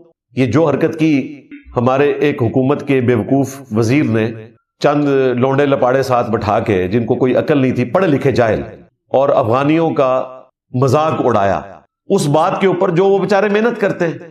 اس بات کے اوپر کسی کا مذاق اڑایا جا سکتا ہے؟ اسلام میں تو کوئی نسل پرستی نہیں ہے. اسلام میں ایک مسلمان کا رشتہ دین کی بنیاد کے اوپر ہے. اور افغانستان کے عوام تو پہلے ہی مظلوم ہے. پچھلے 100 سال سے ان کی زندگی کتنی مشکل ہے. جنگوں میں جھونکے گئے، پہلے انگریزوں کے ہاتھوں استحصال ہوا، اس کے بعد پھر رشیا کے ہاتھوں ہوا، پھر امریکہ کے ہاتھوں ہوا. ہم کہتے تو ہیں نا کہ جی یہ امپائرز کا قبرستان بنا ہے. امپائرز کا قبرستان کہاں سے بنا ہے بھائی؟ امپائرز تو اپنی جگہ پہ کھڑی ہیں، قبرستان ان بیچاروں کا اپنا بن گیا. وہاں کے عوام بھرے ہیں، وہ غربت کی سطح سے نیچے کی زندگی گزار رہے ہیں، ذلیل ہو گئے ہیں، اور انہوں نے تو آ کے اب مزید ذلت میں اضافہ کیا ان کی. ہمیں ذاتی طور پہ یقین مانے اس چیز کا بہت زیادہ دکھ ہے. پریکٹیکلی مجھے اس دفعہ ایک تکلیف سے گزرنا پڑا. میں مونگ پھلی بڑے شوق سے کھاتا ہوں، اور وہ بھی پاکستان میں جو گجر خان کی مونگ پھلی ہے نا، اس طرح کی میٹھی مونگ پھلی آپ کو کہیں سے نہیں ملے گی. تو ہمارے محلے ہی میں ایک ریڑھی لگاتا تھا لڑکا، تو ہمیں بڑی بے فکری ہوتی تھی کہ اس کے پاس وہ اوریجنل والی مونگ پھلی مل جائے گی. اس دفعہ وہ نظر نہیں آیا. انتظار کرتے رہے پورا سیزن ہی آلموسٹ گزر گیا. پھر میں نے ارد گرد کے لوگوں سے پوچھا تو مجھے بتایا کہ وہ افغانی لڑکا تھا، وہ واپس افغانستان چلا گیا. ظاہر ہے ہم نے یہاں سے افغانیوں کو نکالا ہے. غلطی تھی وہ ٹی ٹی اے کے خوارج کی، اور خمیازہ بھگتنا پڑا افغان عوام کو. تو میں نے تو پریکٹیکلی یہ ایک چھوٹی سی تکلیف کاٹی ہے. یعنی ہمیں وہ گجر خان والی مونگ پھلی جیلم میں اس دفعہ اکا دکا دکانوں پہ ملی، اس کے بعد انہوں نے بھی رکھنی چھوڑ دی. ظاہر ہے وہ سائز میں تھوڑی چھوٹی ہوتی ہے لیکن میٹھی ہوتی ہے. وہ اب چائنا کی وہ ہائیبرڈ قسم کی مونگ پھلیاں آئی ہیں 4 دانوں والی. ذائقہ ان کا جیسا مرضی ہو، لیکن چونکہ ہر مونگ پھلی میں 4 دانے نکلتے ہیں تو لوگ وہی ڈیمانڈ کرتے ہیں. ریڈیو والوں نے بھی وہی لگائی ہوئی ہے. مجھ سے تو وہ نہیں کھائی جاتی. تو ہم تو خود تکلیف کاٹ رہے ہیں افغانیوں کے جانے کی. علمی پوائنٹ نمبر 9، ہماری اسٹیبلشمنٹ نے اتنی جو خاری کاٹی، اس کے بعد اب ان کو بھی سمجھ آ گئی ہے، عوام الناس کو بھی اب سمجھ آ گئی ہے کہ ٹی ٹی اے اور ٹی ٹی پی ایک ہی سکے کے 2 رخ ہیں. حالانکہ یہ یونیورسل ٹروتھ پاکستان میں سمجھدار لوگ پہلے سے سمجھا رہے تھے.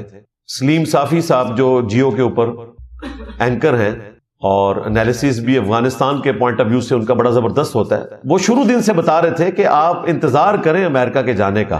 سب سے پہلے ٹی ٹی اے، جن کو آپ حقانی نیٹ ورک کے نام کے اوپر گڈ طالبان کہتے ہیں نا، یہ آپ کے گاٹے فٹ ہوں گے. اور وہ انہوں نے کوئی غار سے ٹروتھ دریافت نہیں کر لیا تھا، نیچرل بات تھی. ٹی ٹی پی کیوں بنی تھی پاکستان میں، تحریک طالبان پاکستان؟ اس لیے کہ مشرف نے اس وقت ٹی ٹی اے تحریک طالبان افغانستان کے مقابلے پر امریکہ کا ساتھ دیا تھا. تو ٹی ٹی پی نے ٹی ٹی اے کی محبت میں پاکستان سے ٹکر لی. یہ کیسے ہو سکتا تھا کہ کل کو امریکہ چلا جائے اور ٹی ٹی اے پاکستان کے ساتھ کھڑی ہو جائے ٹی ٹی پی کو چھوڑ کر؟ یہ ہو ہی نہیں سکتا تھا. جبکہ ان کے پیچھے ایک موٹیویشن بھی موجود ہے، ان کے اپنے فرقے کی حکومت. اگرچہ میں تو اس کو پشتون موومنٹ سمجھتا ہوں، فرقے کو، مذہب کو تو انہوں نے ٹول کے طور پہ مذہبی ٹچ لگایا. بیسیکلی تو یہ پشتون موومنٹ ہے. اور دیکھیں اس کا رزلٹ پھر یہی نکلا، وہ مسلط ہو گئے. اور اس وقت ہماری اسٹیبلشمنٹ بھی، ہمارے پرائم منسٹر صاحب بھی، اور ہم لوگ بھی اپنے بھول پن میں ان کی تعریفیں کر رہے تھے. غلامی کی زنجیریں توڑ دی ہیں جی افغانستان نے. ٹھیک ہے وہاں تک تو درست تھا، امریکہ چلا گیا، لیکن ہم پہ یہ مسلط ہو گئے. اور اس میں جو آج کی حکومت سنگل آؤٹ کر رہی ہے نا عمران خان صاحب کو، کہ انہوں نے لا کے ٹی ٹی پی کے لوگوں کو آباد کیا، یہ بڑی سخت زیادتی والی بات ہے. پرائم منسٹر کی کیا اوقات ہے کہ وہ اس قسم کا ڈیسیژن کر سکے جب تک کہ پاکستان کی اسٹیبلشمنٹ اس میں انوالو نہ ہو؟ تو صرف عمران خان صاحب کا ڈیسیژن نہیں تھا، ان کی خواہش ضرور تھی. ڈیسیژن جو ہے وہ اس وقت کے آرمی چیف باجوہ صاحب کا تھا، اور فیض حمید صاحب تو آپ کو پتا ہے وہاں پہ چائے کا کپ پینے گئے تھے، وہ آج تک ہم کپ بھگت رہے ہیں. تو یہ سب لوگ انوالو تھے. لیکن ہماری جو اس وقت کی موجودہ حکومت ہے نا، ان کو خان صاحب کا کوئی ویک پوائنٹ چاہیے. ان کے ویک پوائنٹ تھوک کے حساب سے موجود ہیں، وہ آپ بیان کریں. یہ ویک پوائنٹ ان کا نہ بیان کریں جس میں کہ ہماری سابقہ اسٹیبلشمنٹ بھی انوالو رہی ہے ان کو یہاں واپس لانے میں. بہرحال ہمارے گاٹے فٹ ہو گئے. انہوں نے ٹی ٹی پی کو بھی پناہ دی، الٹا بی ایل اے کو پناہ دی. بلوچستان میں جتنی دہشت گردی ہو رہی ہے، ان کے سارے لیڈرز افغانستان میں چھپے ہوئے، بلکہ آلموسٹ کوئی 30 کے قریب جہادی تنظیمیں ہیں جن کا یہ مرکز بنا ہوا ہے افغانستان اس وقت. اور وہ جہادی تنظیمیں کیا کر رہی ہیں؟ مسلمانوں کو ہی قتل کر رہی ہیں زیادہ تر. یہ جہاد نہیں، فساد ہے.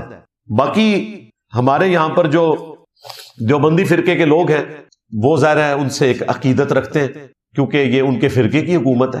بالکل 100 سے زیادہ اہل حدیث علماء قتل ہو چکے ہیں افغانستان میں، حالانکہ اہل حدیثوں کے احسانات تھے. سارا پیسہ اسامہ بن لادن کا یوز کیا ہے ملا عمر نے اور اس رجیم نے، اور جب حکومت میں آئے ہیں تو سب سے پہلے اہل حدیثوں کو انہوں نے قتل کرنا شروع کیا ہے، رفع الیدین کرنے کے اوپر، انگلی اٹھانے کے اوپر. ہمارے کئی سٹوڈنٹس ہیں جنہوں نے ہمیں بتایا ریئل ٹائم لائیو سیشنز میں آ کے کہ کیا تکلیف کاٹنی پڑ رہی ہے. اب تو اہل حدیث بھی بول کے کہہ رہے ہیں، پہلے تو یہ گنے بنے رہے ہیں، اب بول کے کہہ رہے ہیں کہ ہمارے علماء کو قتل کیا. شیعہ کی تو ویسے ہی وہاں کوئی سنوائی نہیں ہے. شروع میں یہ مجلسوں میں بیٹھے تھے جا کے لوگوں کو دکھانے کے لیے، لیکن اس وقت صرف دیوبندی فرقے کو وہ سپورٹ کر رہے ہیں. تو پاکستان کے جو دیوبندی عوام ہے ظاہر ہے ان کی ہمدردیاں ان کے ساتھ تھی، اگرچہ علماء کو یہ بات سمجھ تھی. مولانا فضل الرحمان صاحب بھی یہ سمجھتے تھے کہ یہ لوگ غلط ٹریک کے اوپر ہیں، اسی وجہ سے ان کے اوپر کئی دفعہ خودکش حملے ہوئے. مفتی تقی عثمانی صاحب پہ خودکش حملے ہو چکے ہیں اسی وجہ سے کہ وہ پاکستان کی ریاست کے ساتھ کھڑے ہیں، اور ظاہر ہے وہ تو مفتی اعظم ہیں دیوبند کے. اور اب تو آ کے جو تھوڑی بہت کوئی نرمی کے جذبات تھے نا ٹی ٹی اے کے لیے مفتی تقی عثمانی صاحب کے، وہ بھی ختم ہو چکے ہیں. ٹی ٹی پی کو تو وہ پہلے خارجی کہتے تھے، ٹی ٹی اے کے حوالے سے بھی انہوں نے پاکستان کی اسٹیبلشمنٹ کو بتا دیا کہ بھئی ہم سے اوپر ہیں، ان کا علاج یہی ہے جو آپ کر رہے ہیں، ہم سے کوئی امید نہ رکھیں کہ ہم ان کو کوئی سمجھا سکتے ہیں. کچھ دنوں میں شاید ان کی کوئی ویڈیو بھی سامنے آ جائے اس حوالے سے. فی الوقت تو ہمارے جو وہ بھائی ہیں نظراتی کونسل والے نظر آ رہے ہیں، مولانا طاہر اشرفی صاحب حافظہ اللہ تعالی من الجنت والناس، اللہ تعالیٰ جنوں اور انسانوں میں چھپے ہوئے شیاطین سے ان کی حفاظت کرے. جن شیاطین نے ان کو ابھارا کہ وہ مجھ پہ 295C لگوائیں، تو وہ فرنٹ سے لیڈ کر رہے ہیں، وہ بول رہے ہیں ان خوارج کے خلاف. رات کو میں نے بریلوی مکتب کے جو مفتی حنیف قریشی صاحب ہیں ان کی بھی گفتگو سنی ہے، انہوں نے بھی دلیری سے گفتگو کی ہے. اہل حدیث مکتب سے ہشام الہی ظہیر صاحب نے بھی اچھی گفتگو کی ہے اور پاکستان کی ریاست کے ساتھ کھڑے ہوئے ہیں. باقی یہ جو بیچ میں ایک پک چھوڑ دیتے ہیں نا 1 لاکھ اہل حدیث نوجوان تیار ہیں جہاد کرنے کے لیے، وہ ایک ڈرامہ بازی چھڑ دو اللہ دے بندو، ٹھیک ہے. وہ طاہر شریف صاحب کہتے 30 لاکھ تیار ہیں، 1 لاکھ دے کول پے نے، اللہ دے بندے رول دے پے نے بندے، 1000 بندہ نہ کٹ سکتے تسی، اور اگر وہ نکال بھی لیں تو جا کے وہاں پہ آپ نے ان کی لاشیں اٹھانی ہیں. اس طرح نوجوان جا کے لڑ سکتے ہیں؟ یہ تو باقاعدہ ایک ٹریننگ ہوتی ہے، اس کے بعد آج کی آرمیز جو ہیں وہ اس قابل ہوتی ہیں کہ وہ آپس میں لڑ سکتی ہیں. یہ جذباتی جملے ہیں، ہر کوئی اپنی اپنی آ کے نا حاضری لگوا رہا ہے، کرنا کرانا کچھ بھی نہیں انہوں نے. لیکن یہ بھی بڑی بات ہے کہ ایٹ لیسٹ انہوں نے گفتگو کی ہے. باپا جانی سے بھی ہم ریکویسٹ کریں گے وہ بھی سامنے آئیں. ذہن میں رکھیے اگر کل کو خدا نہ خواستہ طالبان یہاں آ گئے تو فضان مدینہ تو گیا، ہاں صرف رائے ونڈ مرکز بچے گا، باقی نہ اہل حدیثوں کا مرکز بچنا ہے، نہ شیعہ کا مرکز کوئی بچنا ہے، نہ اہل حدیث کا بچنا ہے. ہمیں تو چھوڑ دیں، ہم تو کسی کھاتے میں نہیں ہے نا. تو الٹیمیٹلی اس کی تکلیف سب کو کاٹنی پڑنی ہے، اور وہ کوئی اسلام نافذ نہیں کرنا. انہوں نے وہی اپنا جو ایک فرقہ ہے اس کی بھی وہ بگڑی ہوئی تعلیمات انہوں نے نافذ کر دینی ہے دھونس اور زبردستی کے ساتھ. تو اس موقع پر ہمیں آپس کے جو سیاسی اور مذہبی اختلافات ہیں ان کو بھلا کے پاکستان کی اسٹیٹ کے ساتھ، حکومت کے ساتھ کھڑا ہونا چاہیے، اس حوالے سے کہ اس وقت ہمارا دشمن جو ہے مشترکہ ہے. باقی جو ہمارے آپس کے اختلافات ہیں وہ بعد میں دیکھے جائیں گے. اور یہ بات میں خصوصاً ایک خاص سیاسی جماعت کے لیے کر رہا ہوں جو یوٹیوبرز کے ہاتھوں یرغمال بنی ہوئی ہے. اور میں 2-3 سال پہلے سے کہہ رہا ہوں، آپ میری پرانی ویڈیوز لگائیں، میں نے جو کچھ بولا تھا نا وہ کچھ ہوتا جا رہا ہے. اب تو سب نے ہاتھ اٹھا دیے ہیں، اب تو سارے لوگ کہہ رہے ہیں دعا کریں شہید ہو جائیں. یعنی وہ خان صاحب کو چھڑوانے سے بعد اب شہادت تک پہنچ چکی ہوئی ہے. تو جو اندر بیٹھا ہوا ہے وہ اکیلا تکلیف کاٹ رہا ہے، پیچھے لوگ اس کے نام کے اوپر ڈالرز بنا رہے ہیں. ہاں بہنوں کو درد ہو سکتا ہے، وہ میں مانتا ہوں، وہ خونی رشتہ ہے. اور پچھلے دنوں ہماری آنٹی لیما نے بول دیا ہے کہ یہ سب لوگ اپنی پوسٹیں اویل کر رہے ہیں. یہی بات ہم پہلے سے بتا رہے تھے کہ یوٹیوبرز یہ سب لوگ ڈالرز کما رہے ہیں. تکلیف ایک ہی بندہ کاٹ رہا ہے یا اس کی بیوی کاٹ رہی ہے، صحیح یا غلط یہ الگ بات ہے، لیکن تکلیف وہ کاٹ رہے ہیں، پیسے یہ بنا رہے ہیں. مئی 2025 کی جنگ میں بھی ان لوگوں نے باندھ کے مروایا پی ٹی آئی کو، ان یوٹیوبرز نے، جبکہ پاکستانی فوج کے خلاف انہوں نے ٹرینڈ چلائے. اور آج کل بھی نا اب وہ اس طریقے سے گفتگو کر رہے ہیں کہ ظاہر ہے وہ اوپنلی تو سامنے نہیں آتے، لانتے پڑیں گی، لیکن گفتگو جی ایک مسلمان کو دوسرے مسلمان سے نہیں لڑنا چاہیے. ٹھیک ہے، وہ انشاءاللہ میں نے آخری پوائنٹ رکھا ہوا ہے جو یہ دھوکہ دیتے ہیں. مذہبی ٹچ والوں کو تو اسلام ہم نے بتانا ہے نا، آپ تو مذہبی ٹچ والے ہیں، آپ کو کیا پتا کہ اسلام کس چیز کا نام ہے کہ مسلمان دوسرے مسلمان سے لڑ رہا ہے. یہ ایسا نہیں ہے بھائی، یہ معاملہ بڑا خطرناک ہے. حالانکہ سب سے زیادہ تکلیف کے پی کے لوگ، بلوچستان کے لوگ کاٹ رہے ہیں، بھتے دینے پڑتے ہیں ان کو. سابقہ جو ہمارے چیف منسٹر تھے علی امین گنڈا پور، انہوں نے تو کئی ایک راز کھول دیے نا. تو یہ والی بات چھوڑ دیں، باقی جو آپ کا اختلاف ہے وہ اپنی جگہ رکھے. میں آپ کو اپنا پرسنل واقعہ بتاتا ہوں. پچھلے دنوں وہ بھٹی صاحب آئے تو میں نے تفصیلاً وہ پورا اپنا واقعہ بتایا. 4.25 سال میں کس طریقے سے میں نے تکلیف کاٹ کے تو الٹیمیٹلی ریٹائرمنٹ لی. اس میں جب میری ڈی بریفنگ ہوئی نا، جب آپ فائنل ریٹائرمنٹ کے لیے ایکسیپٹنس دے دیتے ہیں نا، تو پھر آپ کی ڈی بریفنگ ہوتی ہے جو ہمارے ایٹامک انرجی کے ادارے ہیں، ڈیفنس کے ادارے ہیں، ان میں. اس میں ظاہر انہوں نے یہ بتانا ہوتا ہے کہ اب آپ نے لائف ٹائم اس چیز کا خیال رکھنا ہے کہ کوئی راز لیک نہیں کرنا، جو آپ کو چیزیں پتہ ہیں وہ آپ نے نہیں بتانی، 10 سال کے لیے آپ دوسرے ملک میں نہیں جا سکتے، اور اس طرح کی کافی ساری چیزیں. تو اب ان کو پتا تو تھا کہ ہم نے زیادتی کی ہوئی ہے اس کے ساتھ. وہ جو کرنل صاحب ڈی بریفنگ کر رہے تھے وہ بھی ویڈیوز کے اعتبار سے اسٹوڈنٹ ہی تھے، تو بار بار مجھ سے سوال کر رہے تھے اگلوانے کے لیے نا. تو میں نے ان کو کہا کہ بھئی میں کلیئر کٹ بات کرتا ہوں کہ میں امام مسجد سے تو متنفر ہوں اور مسجد انتظامیہ سے بھی متنفر ہوں، لیکن مسجد اور اسلام سے متنفر نہیں ہوں.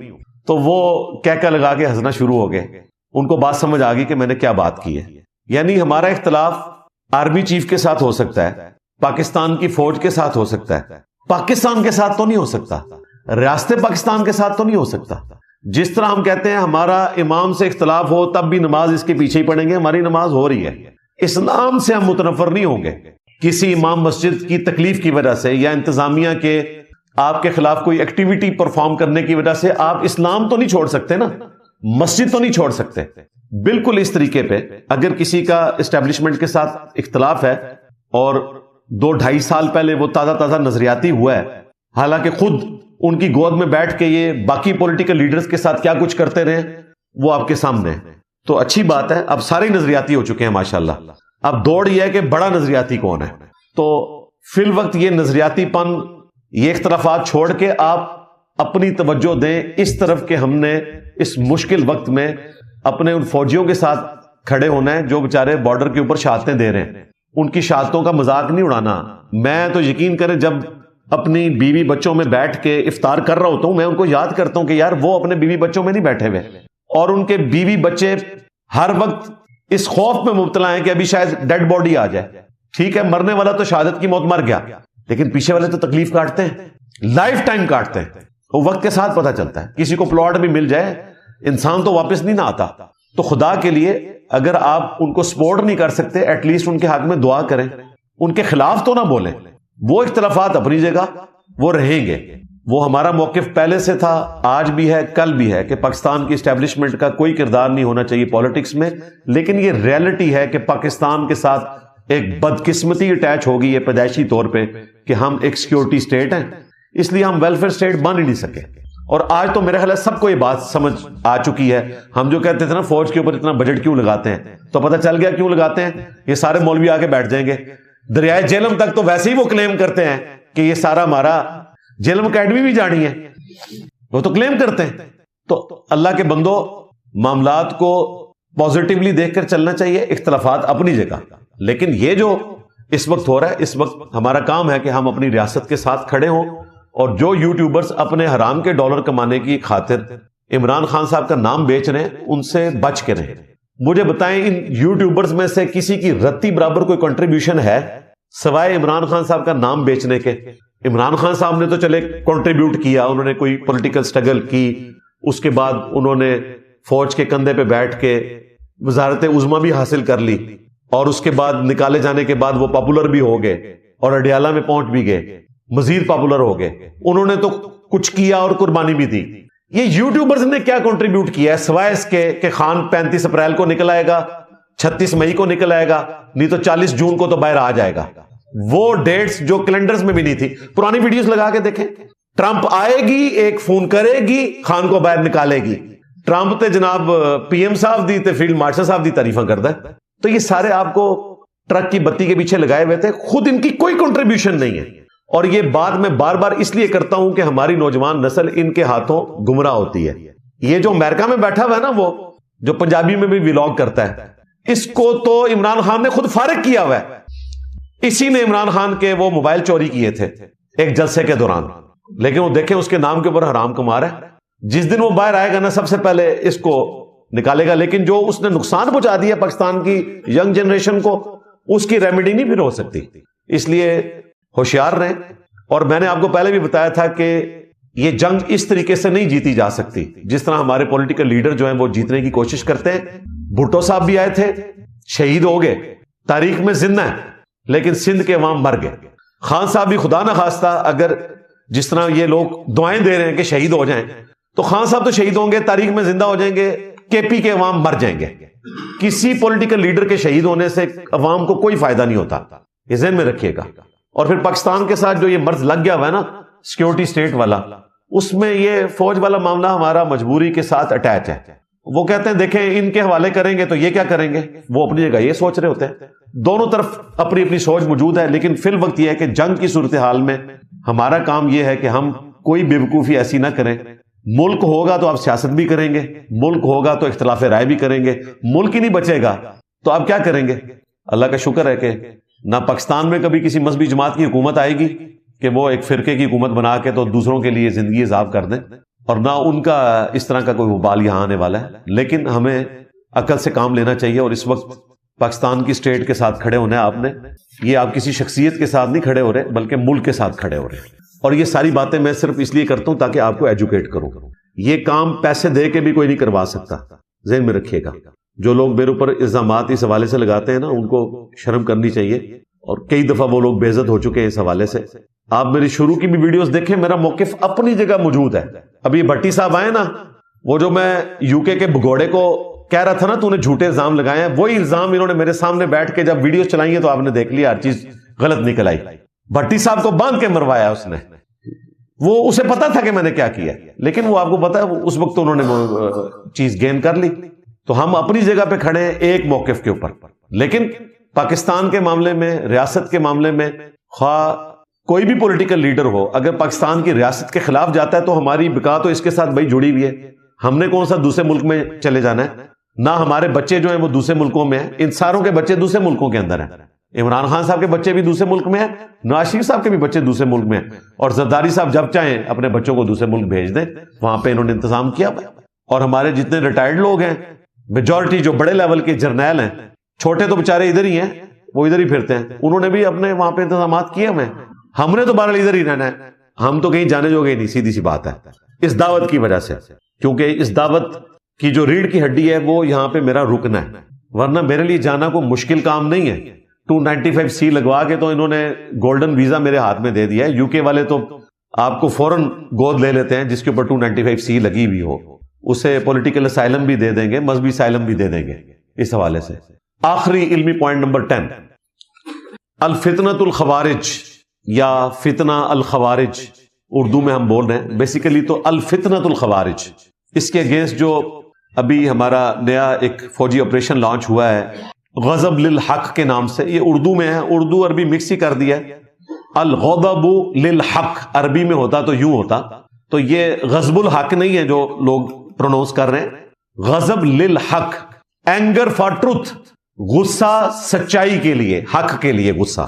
یعنی پاکستان کی فوج غصہ دکھا رہی ہے ان کے اوپر سچائی کے لیے. غضب للحق یہ نام رکھا ہے انہوں نے اس آپریشن کا. یہ میں صحافیوں کے لیے کہہ رہا ہوں، وہ ہمارے بھائی منصور علی خان صاحب بھی ان کو بھی لکھا ہوا دیتے ہیں، وہ لکھا ہوا بھی بیچارے اردو پڑھتے ہوئے بعض اوقات اتنی بڑی غلطی کرتے ہیں، تو ان کے لیے اسپیشلی اور باقی لوگوں کے لیے بھی یہ غضب للحق ہے، غضب الحق نہیں ہے، غضب للحق. اسی طریقے سے فتنہ الخوارج یا فتنہ خوارج عربی میں ہوگا تو الفتنۃ الخوارج، فتنۃ الخوارج بھی بول سکتے ہیں اردو میں. اس فتنے کو دبانے کے لیے جو یہ غضب للحق آپریشن لانچ ہوا ہے، تو یہاں پر اب بعض لوگ اپنے پولیٹیکل گینز کی خاطر ایک چورن بیچ رہے ہیں کہ جی دیکھیں مسلمان سے لڑ رہا ہے اور دونوں طرف مسلمان ہیں، ہمیں صلح صفائی کا کوئی معاملہ کرنا چاہیے. حالانکہ ان کو پتا ہے کہ سینکڑوں مذاکرات ہو چکے ہیں، صرف ستمبر 2025 سے لے کر فروری 2026 تک 65 دور ہو چکے ہیں، اور دوسرے مسلمان ملکوں نے کنڈکٹ کروائے ہیں. ترکی نے، قطر نے، سعودی عرب نے، انہوں نے ہاتھ اٹھا دیے کہ یہ مولوی کسی کی بات نہیں مانتے، آپ جانے اور مولوی جانے. یعنی جو ہمارے مشترکہ دوست تھے، جو زیادہ نرمی کا رویہ رکھتے تھے طالبان کے لیے، ظاہر ہے ان کے بچے تھے نا، پیسہ تو سارا قطر سعودیہ نے لگایا ہوا ہے ان کے اوپر، رشیا کے زمانے سے، انہوں نے بھی ہاتھ اٹھا دیے کہ یہ ہمارے کہنے میں نہیں ہے. اب مارکیٹ میں وہ حدیث لے کے آگے ہیں کہ جی بخاری مسلم میں حدیث ہے، نبی علیہ السلام نے فرمایا جب مسلمان دوسرے مسلمان کے اوپر تلوار اٹھاتا ہے، اس کو قتل کرتا ہے، تو دونوں جہنم میں جائیں گے. تو صحابہ کرام نے پوچھا یا رسول اللہ قاتل تو جہنم میں جائے گا، ظاہر ہے سورۃ النساء میں آیا کہ جس نے ایک مؤمن کو ناحق قتل کیا اس کی سزا ہمیشہ کی جہنم ہے، لیکن یہ جو مقتول ہے یہ کیوں جہنم میں جائے گا؟ تو نبی علیہ السلام نے فرمایا کہ اس مقتول نے بھی اپنے مسلمان بھائی کے قتل کا ارادہ کیا تھا، اس لیے وہ بھی جہنم میں جائے گا. یہ تو کامیاب وہ ہو گیا نا، وہ کامیاب ہوتا تو وہ اس کو قتل کر دیتا، الٹیمیٹلی دونوں جہنم میں جائیں گے. اسی حدیث کو بنیاد بنا کے مولا علی رضی اللہ تعالیٰ عنہ علیہ السلام کے دور خلافت میں بعض صحابہ کرام نیوٹرل ہو گئے. انہوں نے کہا کہ نہ ہم حضرت معاویہ کا ساتھ دیں گے اور نہ حضرت علی کا ساتھ دیں گے.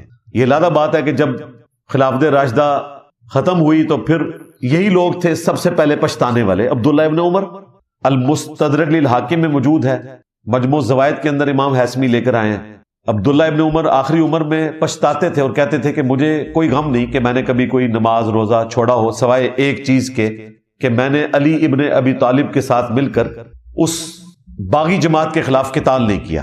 تو وہ آخری وقت میں جو بات عبداللہ ابن عمر کو سمجھ آئی، مولا علی اور ان کے ساتھیوں کو ان کی زندگی میں سمجھ آ گئی تھی. یہ جو حدیث ہے نا بخاری کی، مسلم میں بھی موجود ہے کہ جب ایک مسلمان دوسرے مسلمان پہ تلوار اٹھائے تو دونوں جہنمی ہیں، یہ حضرت علی کے دور خلافت میں بھی حدیث لوگوں نے مس یوز کی، بدنیتی کی وجہ سے نہیں، علم کی کمی کی وجہ سے نیوٹرل ہو کے بیٹھ گئے. بعد میں جب بیڑا غرق ہوا تو پھر پچھتانا شروع کر دیا.